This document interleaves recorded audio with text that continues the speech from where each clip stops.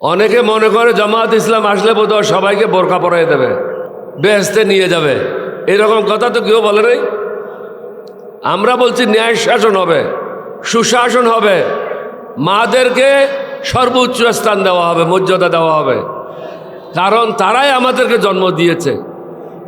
আমাদের যুবকেরা চাকরি পায় না, উচ্চশিক্ষা লাভ করে বিদেশে যেতে হয়, তাদের চাকরির ব্যবস্থা করার আমরা একটা পরিকল্পনা করেছি। অর্ধশিক্ষিত যারা আছে তাদের চাকরির জন্য, বড় বড় যারা ভালো ব্যবসায়ী আছে তাদের মাধ্যমে আমরা নতুন নতুন শিল্প কলকারখানা করে তাদের চাকরির ব্যবস্থা করব।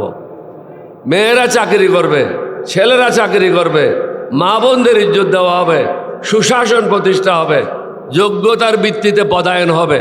কারো পায়ে ধরে সালাম করলো আর তারা জেনারেল বানাই দিল, এরকম হবে না। যোগ্যতার ভিত্তিতে প্রত্যেকটা জায়গায় পদায়ন করা হবে, তাহলে দেশটা এগিয়ে যাবে।